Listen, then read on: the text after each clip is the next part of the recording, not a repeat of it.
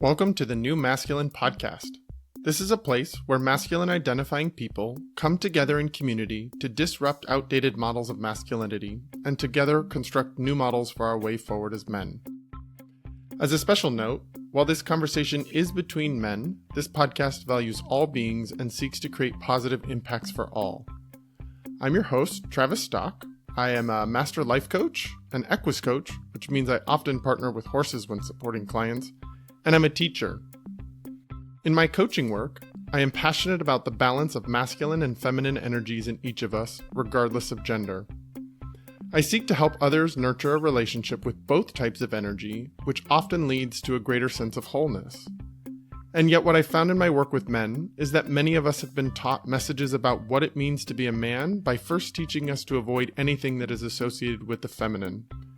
That avoidance leads to few experiences of intimacy, emotions outside of anger, vulnerability, or even a sense of belonging. Striving to comply with these models of masculinity has many of us feeling isolated, ashamed, unworthy, afraid, angry, and depressed. That's why I started this podcast, to bring men together who are ready for something new, something more whole. Quick message before you jump into the episode. The New Masculine is having its 2025 men's gathering in Sherwood, Oregon, which is just outside of Portland, on September 20th and 21st. We're focusing this year on the theme of belonging, and yes, we'll have the help of a herd of horses in our exploration. Are you a new listener? Well, this episode you're about to listen to will help you learn more about this type of gathering, as you'll hear from Scott, who was a participant in last year's retreat. And make sure to check out my previous 2 episodes to hear more experiences from other guys as well. So, those dates are September 20th and 21st, and I really hope you'll join us. Link in the description with more information and how to register. Enjoy the episode. Hi, everyone. Welcome back. I just am here with my good friend and participant in the first New Masculine's men's retreat with horses. Scott Pearse is here with me. Welcome in, Scott.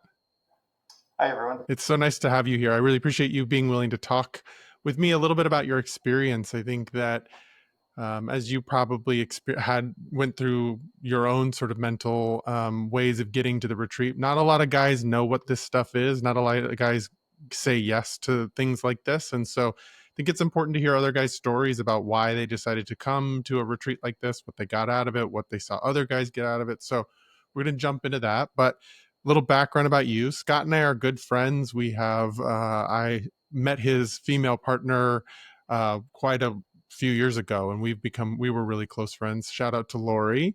And so Scott and I've had a lot of chances to hang out, and Scott is a real big supporter of the New Masculine, the podcast, when it first came out. I remember when I launched it right before we all gathered together to celebrate. We used to do a thing with a group of friends called the Cascadian Thanksgiving, where it was right in between the US and the Canadian Thanksgivings, us being in Seattle, you guys being in Canada.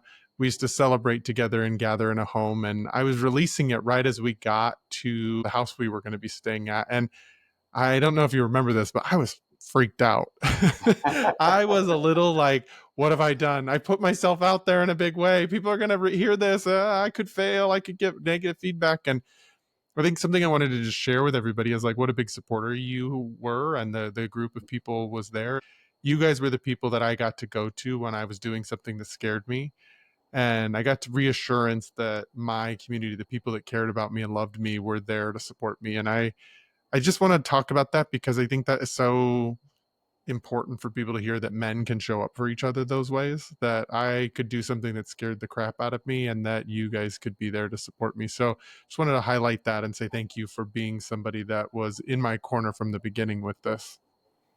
Yeah, thanks, Travis. Thanks for saying that. I mean, I remember I was super excited that you were launching this because I felt like it was new and different, and obviously there was a void or a niche that you were trying to fit into or fill.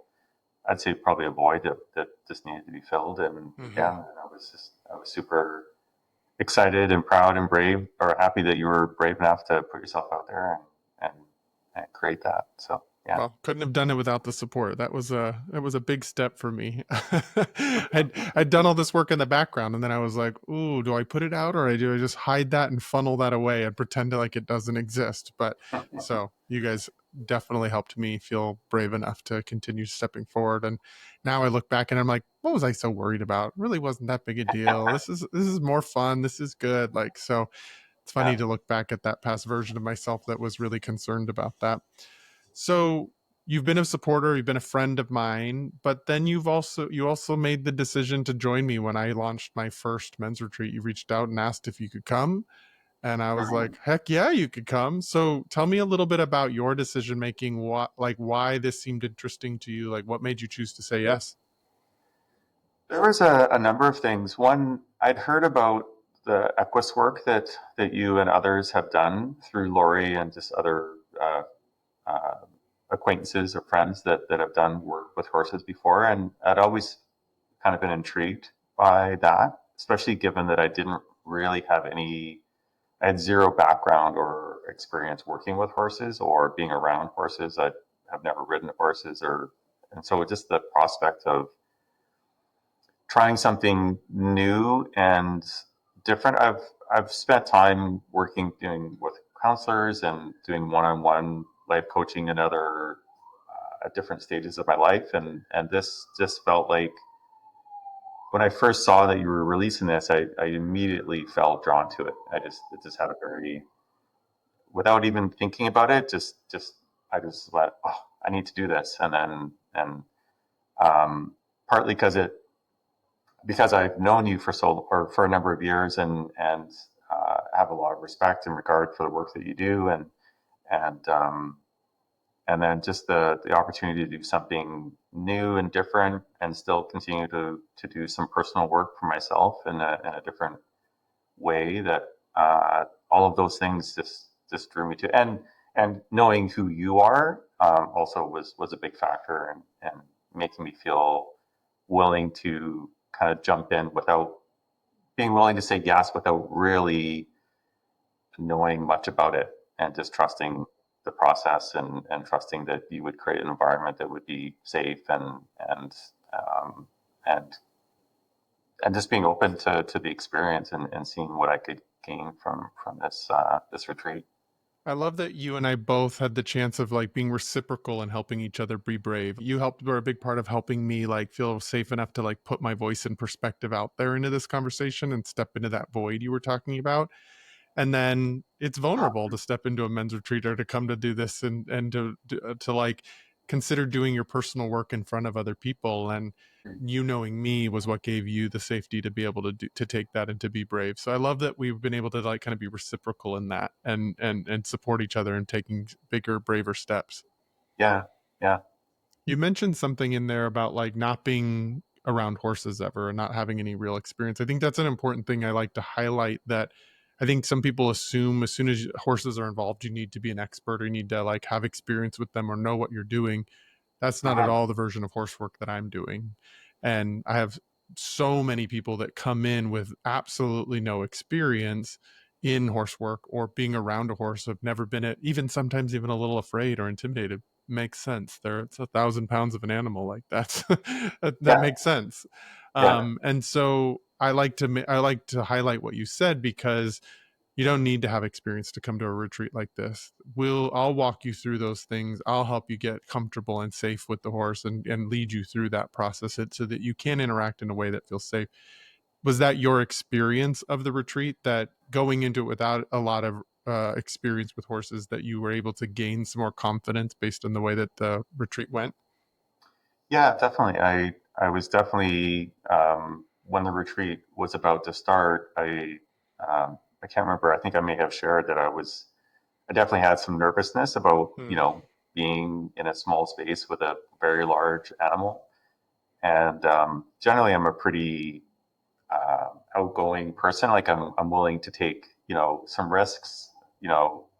I like to mountain bike, and I used to rock climb, and so I was willing to kind of trust that that space would be safe. But I definitely felt some nerves going in, not Fair having been enough. around horses before, and that was one of the yeah that was something that you know definitely made me feel comfortable early on, just going through the demonstration and the safety talk.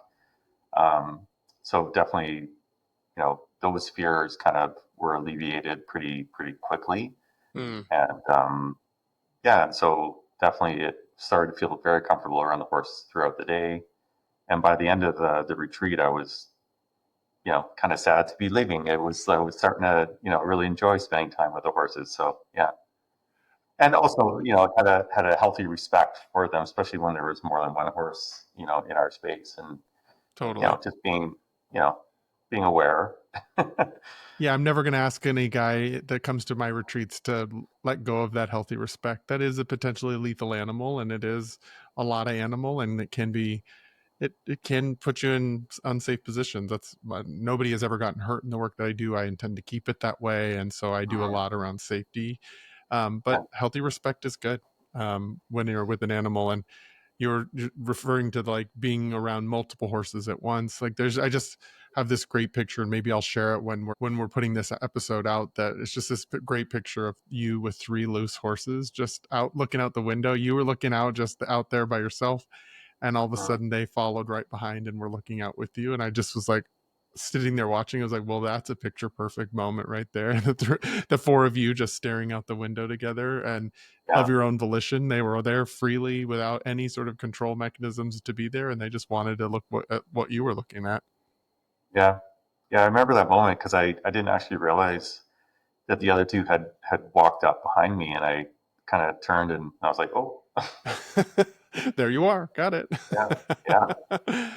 You mentioned that you had done some previous personal work with coaches, therapists, counselors. Is there anything you're open to sharing about, like what were the kinds of things you were working on previously to coming to a retreat like this? Yeah, I sort of worked on a variety of things. There was, dealing with some patterns in my life that I just felt like weren't really working well for me, and trying to get to the root of some of those and try and understand them to try and you know have them have less effect on me and be able to make some conscious decisions about how I'm interacting with people or in situations.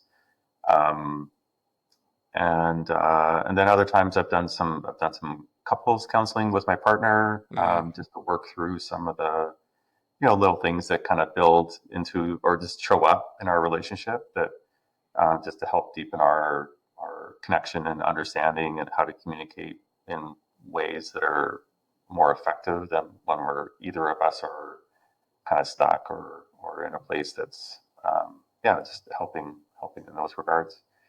um, and then also just dealing with some loss in my life that happened when I was younger, and just sort of understanding the impact that has had sort of has had on me as an adult, and how that just shows up sometimes in ways that I don't anticipate, and just sort of working through some uh, ways to recognize when those things come up, and how to just better manage myself. And yeah. So is it safe to say you already sort of saw the value in this type of work and kind of doing that reflective work, digging into yourself and figuring out where patterns come from and the ways you relate and the ways that things from the past that are unprocessed are up for us to re-look at and to figure out how we move forward with them reintegrated? Yeah, yeah, and I think one of the things that I've seen in my past work is that how there's maybe patterns that show up that I'm not really aware of, Mm. but through counseling or through other mechanisms, um, you know, someone else can see it really clearly and help provide some feedback and help me sort of see, oh yeah, I didn't realize that was what I was doing in that circumstance. And I found that working with the horses was very much mirrored that, because the Mm. horses just without going. I mean, I'm not sure if we're ready to go there, but yeah, just they Go just there. seem to really uh, reflect the energy that you're feeling, or how the energy that you're feeling internally, or how you're presenting yourself seems to be mirrored back in a very obvious way. And so I found that really impactful in working with the horses, and just and also a little bit of guidance from you, and sort of discussion about what because you understand horses differently than I do in terms of how they act and react to their environment. So I found that part to be one of the most um, very sort of significant parts of working with the horses is just that feedback of a 1,000-pound animal just mirroring what I'm putting out there. So that was really Isn't quite that amazing. wild? Like, even when you think you might be hiding the fact that you're nervous or you're having like some sort of internal feeling or not even aware of it necessarily for yourself, but then this big animal responds in a way that it's like hard to deny and hard to Mhm. go like, what? And it's what I love about this work so much. And I just actually don't ever, I'm always still surprised by it, even though I've been doing this since 2012. Like that there's a being that's outside of us that can feel what's going on within us and can respond to that. And then we can look at it together about what does that mean to you that the horse responded in that way based on what's going on for you. It's like, you're right that a therapist or a coach or somebody like that can help give us new perspectives on some of our own patterns. But how much cooler is it when that feedback comes from an animal that we kind of inherently know that they can't lie to us? They don't have that mechanism for lying that a human does, or they don't have an agenda the way that other humans do for us. Yeah. That like, I know a lot of guys can be a little skeptical of coaches and therapists. Like, what are they going to tell me about myself? Or they're just going to project on me or something. But something cool when an animal does it because I think there's a little more buy-in in there because we sort of know they won't lie to us. Hmm. Yeah. What are some of the things that when interacting with a horse that a horse responded to you and then all of a sudden you became more aware of something? Like, what did the mirroring and feedback from the horses at our retreat, what did that show you about yourself? I think what it uh, the part that I remember the most was that the what I thought I was projecting or what I was feeling wasn't being mirrored back to me. And then what I Mm. realized is that I wasn't actually projecting what I thought I was. Like there was a disconnect between how I was really being versus what my mind was thinking that I wanted to do. And so So that became, what were you trying to project, or what was it going on in your mind versus what was actually happening? I think, um, I was trying to project or have this sort of playful interaction with the horse, but the horse was very kind of calm and a little bit distant. And I was feeling a little, to be honest, disappointed that the horse was just kind of hanging out, not really doing much. And then after a little bit of conversation back and forth with you about the horse's body language and what that typically means within a horse, it kind of became apparent that the way I was really feeling internally, like, was kind of a little bit nervous and a little bit shy and a little bit kind of apprehensive. And so that's what the horse was mimicking, rather being confident and playful and energetic. And so that became really apparent really quickly.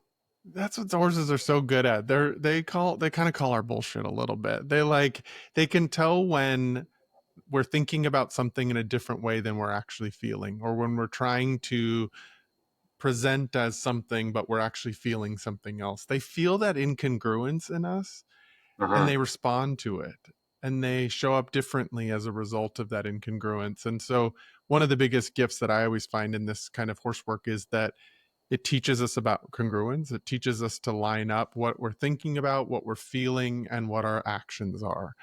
And if there are places where they're incongruent or disconnected, the Hmm. horse is going to give us feedback on it. We can reflect on like, where's the disconnect happening? Where are we disintegrated? And how do we come back into integration? And then we get to really in real time practice it, try it with a horse. And then that horse often switches right then and there as soon as we come back into congruence. Was that your Yeah. experience? Yeah, very much so. Yeah. I really didn't know what the experience was going to be like or how impactful it was going to be, even the night before when you kind of gave us a little bit of a explanation of how the day would go and the kinds of things that we can work on. Until I was actually there experiencing it, it didn't all fully connect Hmm. and then it was like, oh, okay, I get it all. Got Yeah, it. everything started to fall Understood. into place. Yeah. Yeah, for sure. The example you were sharing is such a great example because so often we move through the world thinking one thing or trying to project one thing, but then not getting from others what we're wanting. So, like, spoiler alert, one of the things that we do in one of these retreats is like, what was playing out between you and the horse? You were trying to be playful, but then your behaviors were a little more nervous, tentative, a little held in. And so, that horse was mirroring what you were actually feeling, what that rather than what you were thinking you wanted. How Hmm. often is that happening in our human relationships, like with your partner? Like, you're trying to be playful and it's not read as playful, or you're trying to be have a serious conversation and they're just like thinking it's a joke. Like, we get misaligned from each other in our human relationships because some oftentimes because the thinking and the feeling are maybe misaligned. And Hmm. so one of the things we get to play with when you're having that experience with the horse is like, how is this what's going on here like something that's going on in your life? That might happen at work.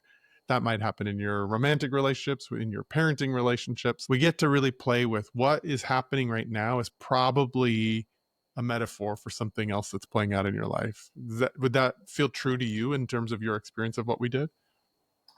Yeah, yeah. I think I definitely um, was able to relate in my work environment. Some of the things that came up that you were just Mm. describing, the way that I was thinking wasn't congruent with my either my body language or how I was really feeling, and so there sometimes I started to recognize there was some um, a bit of a disconnect with some of my staff and coworkers, and started to see how that incongruency can affect yeah my relationships with people that I know.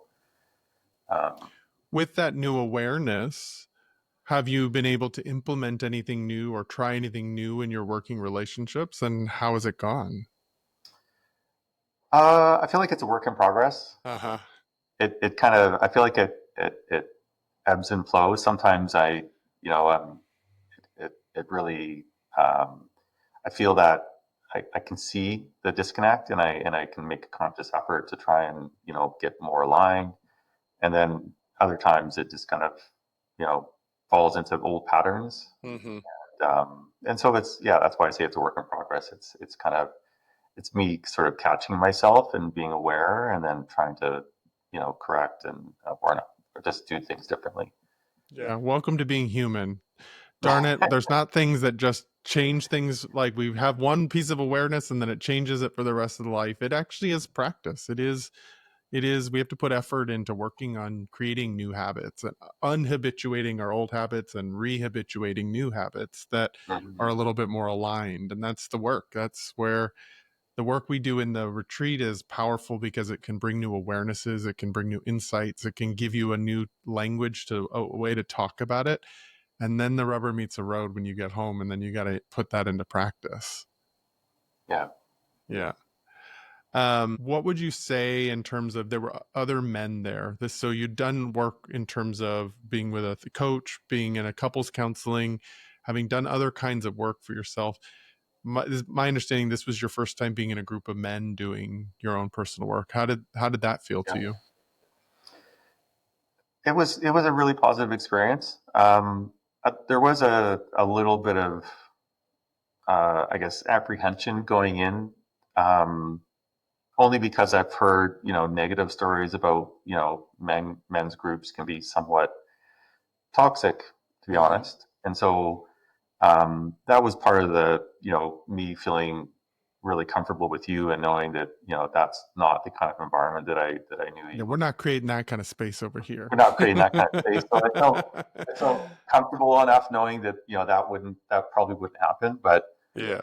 um, and one of the other participants I knew quite well, so that also kind of made me feel a little bit more comfortable knowing that he's someone that I feel pretty comfortable being myself around, and sharing vulnerable things, and without any concern about any how he might respond. So um, I think it was kind of similar to the horse. It was a little bit of like tentativeness, unsure about how I feel about this, but willing to, trusting that the space that you would create would be a good one and a safe one, and then also just being willing to try something different and new, and be willing to take a little bit of a risk, and it Were there any it all ways really great. in were there any ways in which that the men helped you in your learning journey, like being in that community, in that collection of us? Was there any ways that that enhanced your learning that maybe you would have missed if you were just doing it one-on-one with a coach or a therapist?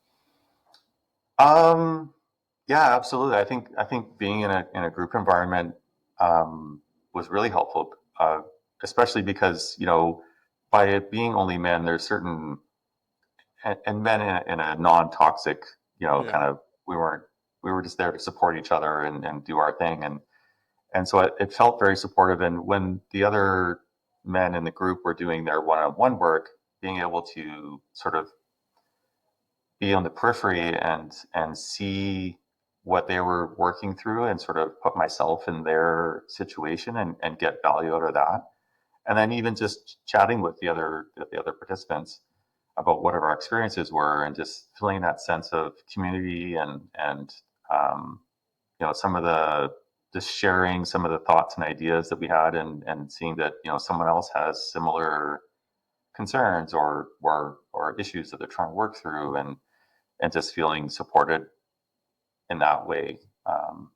Aside from just having the facilitator be one on one, yeah, there was definitely, I felt it was great being with other men in that environment. It's my favorite part about doing retreats. I mean, I'm a high touch, like in the trenches with somebody. I like doing one on one work with people. I was that way as a social worker and that way as a coach. But one of the best parts about retreat work is you get to see yourself in other people. You get to be like, you get to learn from other people's experiences, whether they're the same, similar, slightly different. If they're on the other side of a pattern that you play out in your life, like they're the other side of that Mhm. pattern. Like so much learning can come from empathizing, by putting yourself in someone else's shoes, by having compassion for another guy who's struggling in a part of their journey. It's my favorite part of the retreat is the learning doesn't stop when you're outside of your session or outside of the moment where myself as a facilitator am focused on you. The learning happens when you're sitting there, when you're Mhm. observing, when you're taking it in, when you're noticing things in that. Because as you were saying earlier, like we don't always aren't always aware of our own patterns, but somebody else can help point them out, because from the outside it's so much clearer to see what those patterns are. And I bet Mhm. that was true as you were watching the other guys at the retreat, that like you're like, well, it's so obvious from out here. But inside, when you were doing your own like incongruence work, it's like it was hard to see. But watching other guys, it's like, well, from outside I can tell. Yeah, yeah. There was definitely a couple of moments like that where I could see what was happening, or I could also see myself in their shoes, and like you just said, sort of put myself in their shoes, and get value out of their experience, and how I can relate that to my own life. Yeah. So let's put ourselves in the shoes of guys that would consider coming to a retreat like this in the future. Why do you think it's important for men to say yes to these kinds of retreats? I think it's important to try and break this the misconception of what some people might think a men's retreat is, and that there's healthy gatherings of men that where men can work through some of the things that they want to work through. I feel like there's a lot of at least in my generation, I'm a little bit older, that I feel like there's the way that I was raised and parented was kind of like men didn't really talk about their feelings, and I think that's shifting in as the generations are getting younger. And I think that the more men that can get together in a group and work on do their own personal journey, I think will just help create a healthier uh, group of men in the world. Yeah, I'm fully invested in that mission for sure. Obviously, with this podcast and these retreats, I think it's important what you're talking about like the kind of the language and the narrative that's going on around men and men's work. And it's tricky because there's important parts of calling out bad behavior. calling out things as toxic. We went through sort of the phase of the toxic masculinity call out. It's never really landed with me because of the shame that's embedded in that. It's like it's hard to have a conversation when you automatically label something like that. But I think it's important that calling out. I think we've had to become aware of some of the stuff that's out there. And then I think we're also noticing sort of a backlash or a swinging back now to some of that shame that was put on men, that it's sort of like now men rejecting any level of work and saying, no, we're not going to do that work. And we're going to actually re-entrench more misogynistic and power taking and different versions of masculinity. There's sort of like kind of feels like we're in the midst of a backlash piece of it. And I think appreciate you kind of talking about how even you had some concerns going into this about, was this going to be toxic? What is this? Is this going to be a place where I can feel safe to do my work and show up, and that you were brave enough to take the step to check it out and see if it was. I'm glad knowing me helped you find that space, because that's my passion, is creating spaces for us to be able to do our work, to do the hard work, to talk about things that we need to talk about as men, to take ownership of our work, of about our impact on our relationships and in the world. And it isn't until we're willing to take that risk that we actually can start to do that work. And I just appreciate that you're one of those men that wants to do that, that you're not one of those guys that's now like going, no, we need to go back to the way things were. You're like, okay, I get this, I get this is a tricky thing, but I think we got to still take steps forward. Yeah, yeah, I think, steps forward is the right. Yeah, I agree that I feel like there's a bit of some backlash Mm. because of, or just that I'm seeing in the world.